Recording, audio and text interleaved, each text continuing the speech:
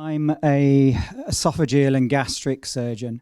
I spend about a third of my time dealing with malignancy affecting the esophagus and the stomach. And out of that third, I would say a third of that is operating on GIST patients, and 2/3 of that will be operating on esophageal cancer and stomach cancer, and they are the more usual epithelial type cancers involving the lining of the stomach and the lining of the esophagus. I've been in Leeds for about 11 years working in our unit, and I probably operated on about 50 or 60 patients, some of whom are in this room, I've noticed.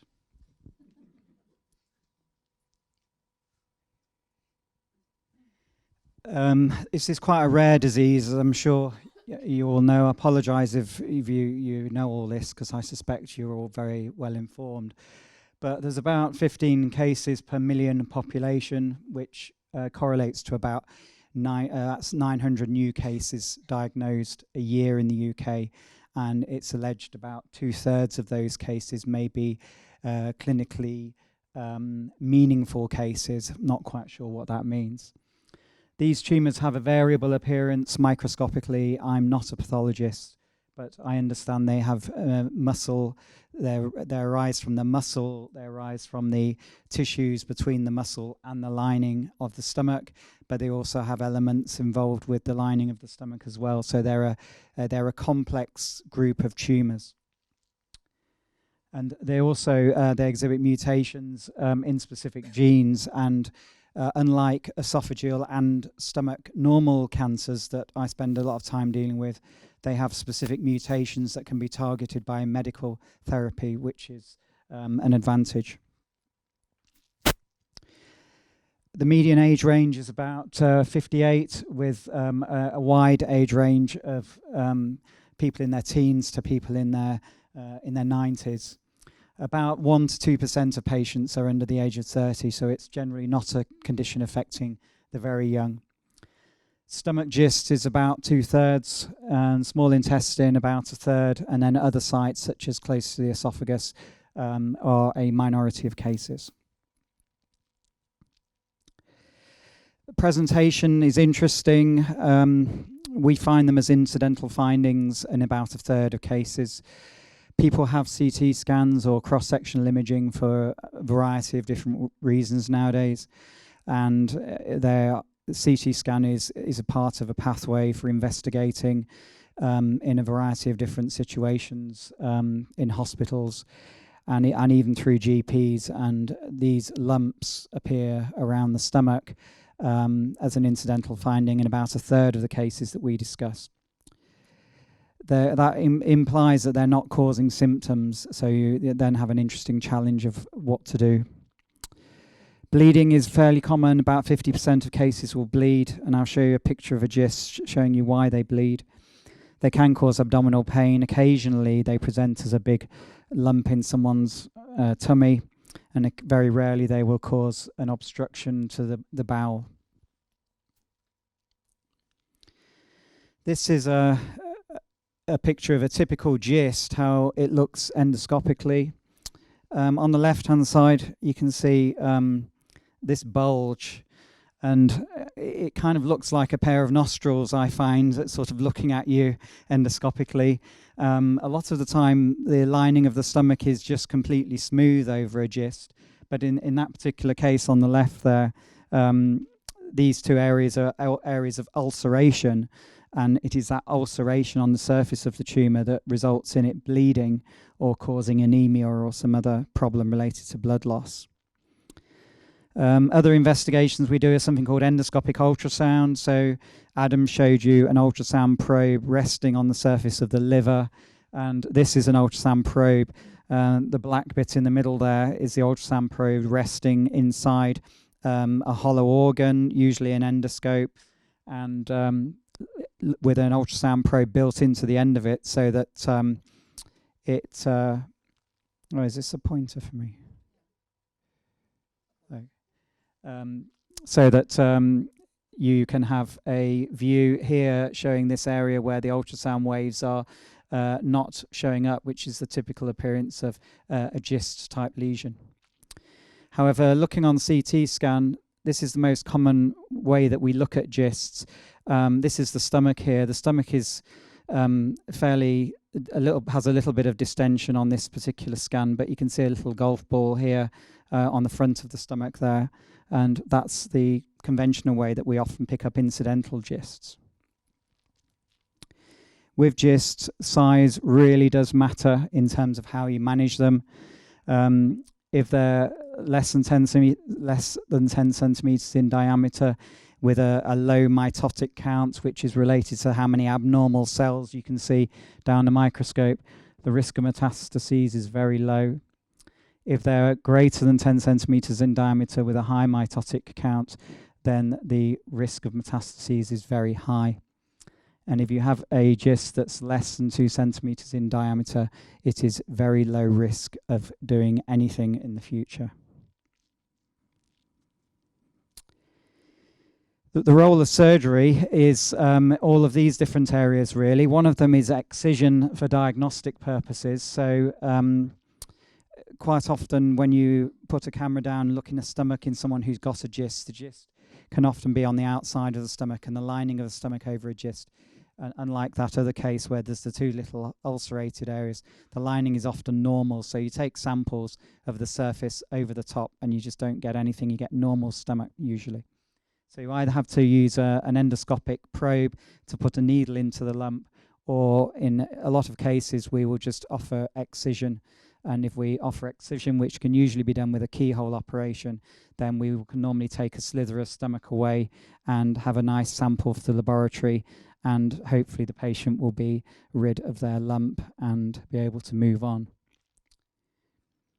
With localized disease, which I would say is the majority of cases that I deal with, they have a laparoscopic procedure, which is a keyhole operation, where we try and aim of removing the lump with clear edges, so hopefully try and get away from the cancer as anatomy allows. We try and preserve function, and there is quite a big difference between having to remove a slither of stomach and having to remove all of the stomach in terms of how quickly people recover.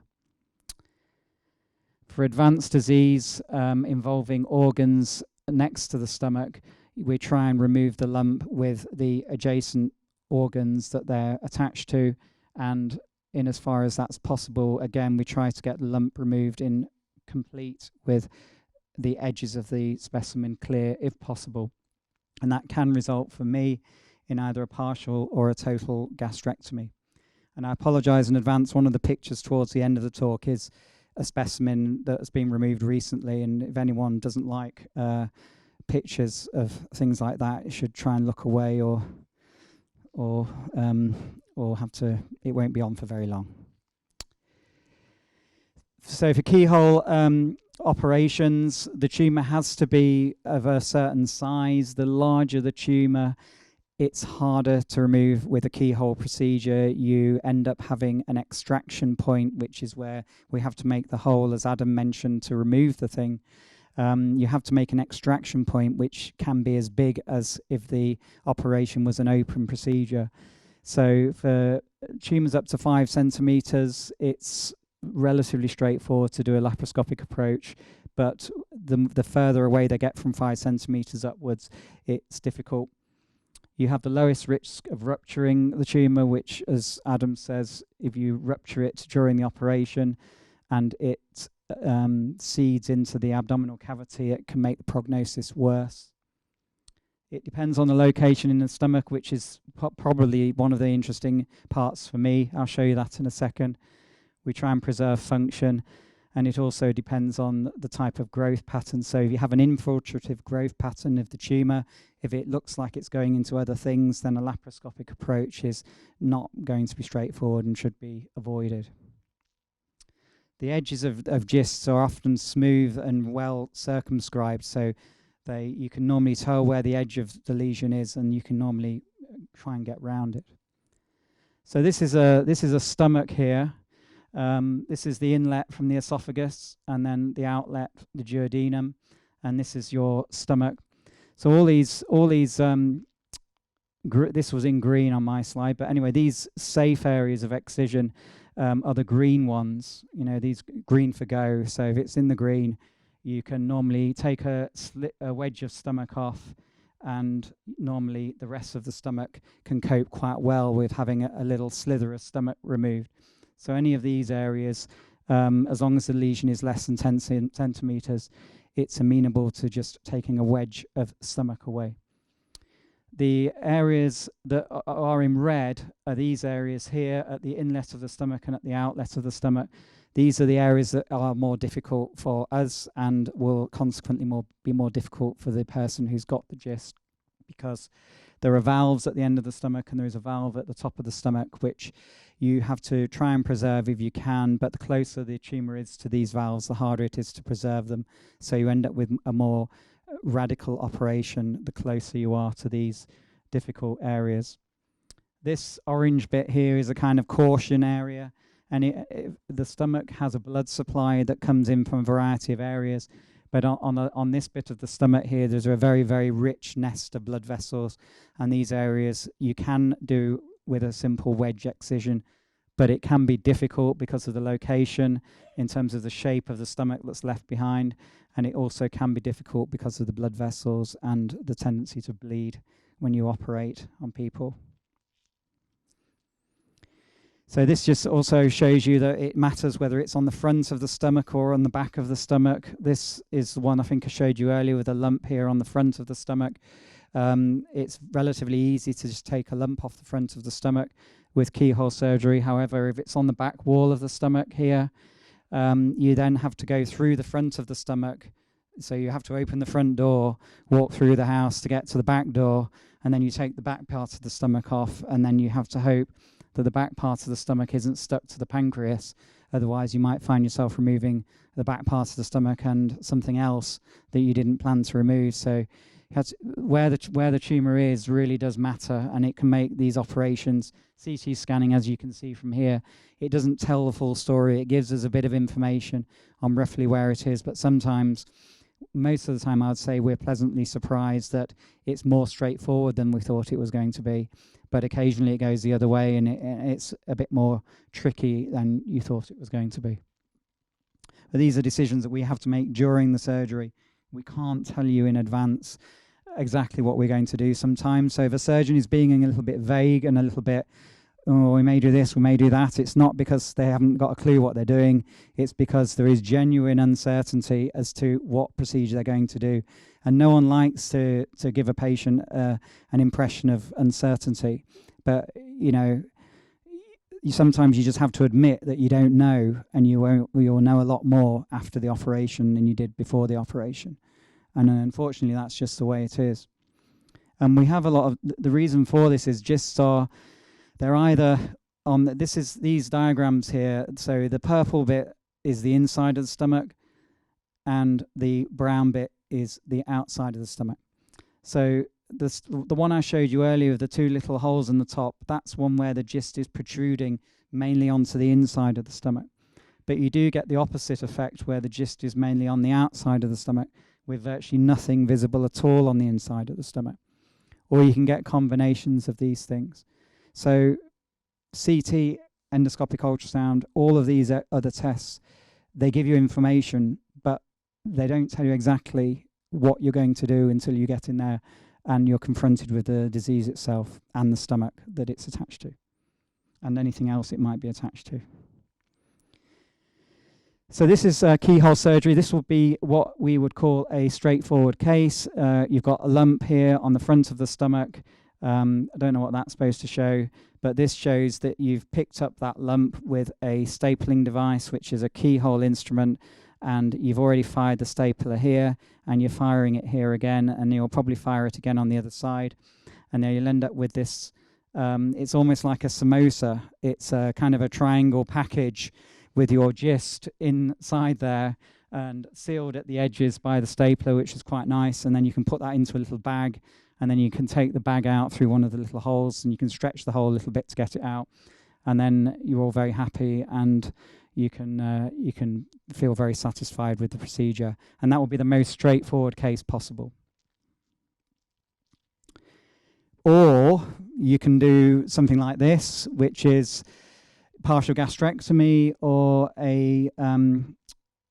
so a partial gastrectomy would involve, it'll be a tumour down here, a big tumour involving quite extensive amounts of the stomach, and you would be dividing the duodenum there, you'd be dividing the top of the stomach here, and you'd be finding some small bowel down here, and you'd be joining that up to the stomach there, and then joining the bowel back to itself here. So your food comes into a little stomach, into the small bowel, down into the small bowel here, and then it gets joined by the digestive juices from the pancreas and the bile here, and then you get normal-ish digestion from there onwards.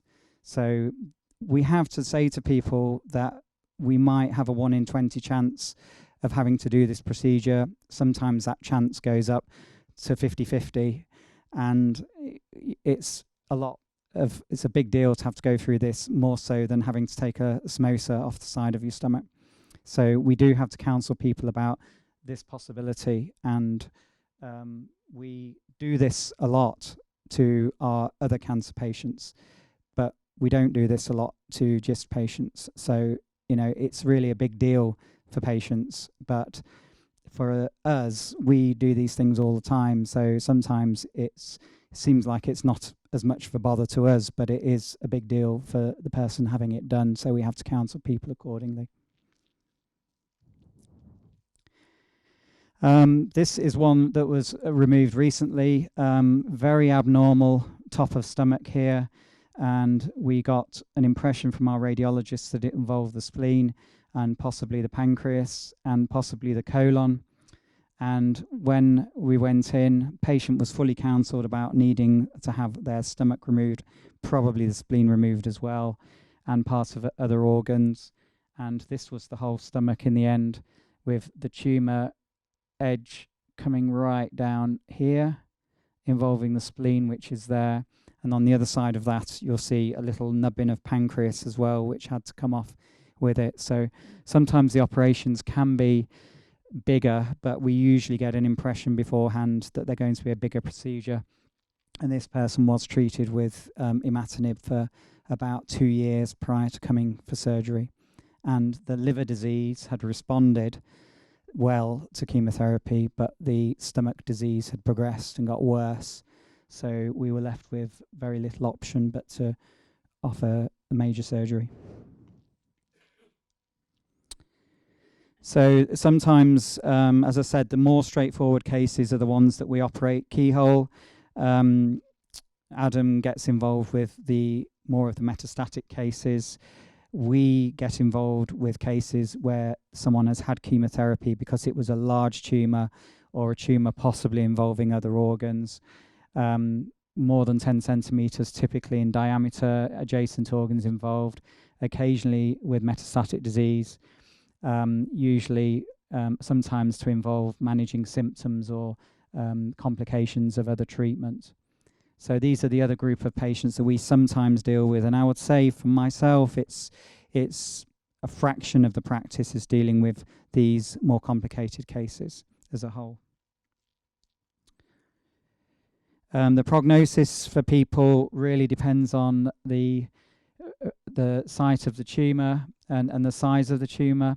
As I said, less than 2 centimetres is very low risk, more than 10 centimetres is high risk. These mitoses, which again, I'm not a pathologist, so I can't talk to you about abnormal cell divisions and how that looks down a microscope, but we have pathologists who are very specialised in giving us this figure. But the higher the mitotic count, if the tumour is ruptured at any stage, either before the operation or during the operation, and if you've got a positive margin, all of these factors feed into the prognosis. So this is close to the end now in terms of slides.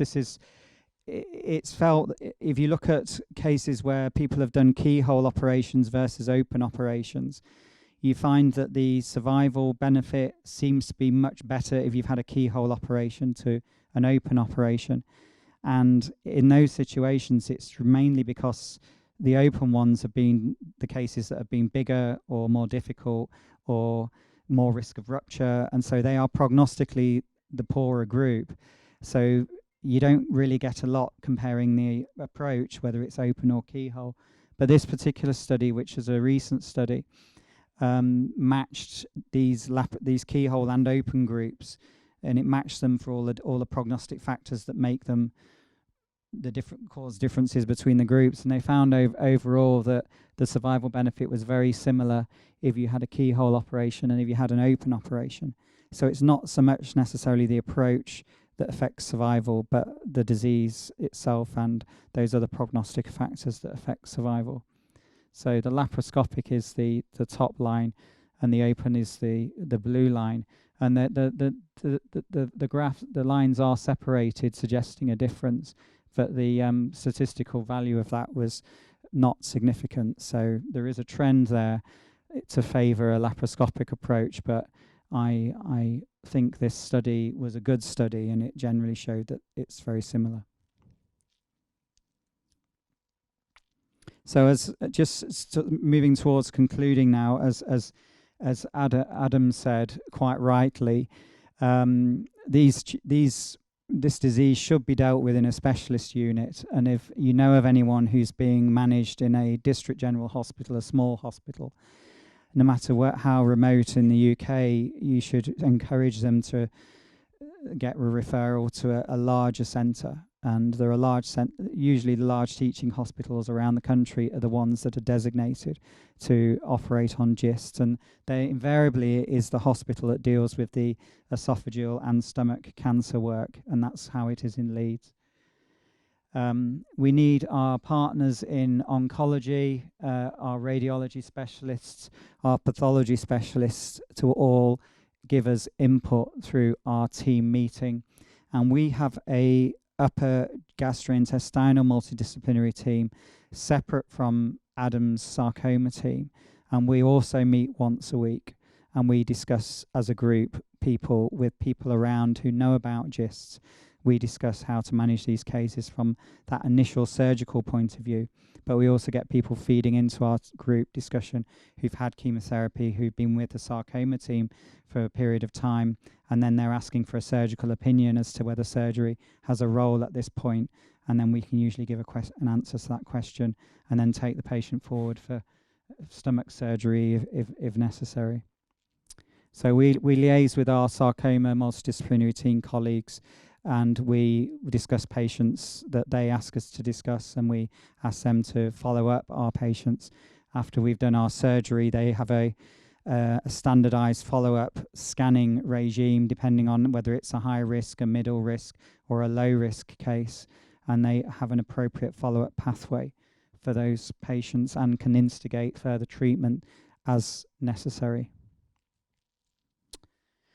Thanks for your attention. I think we're going to answer questions as and when they arise. Thank you.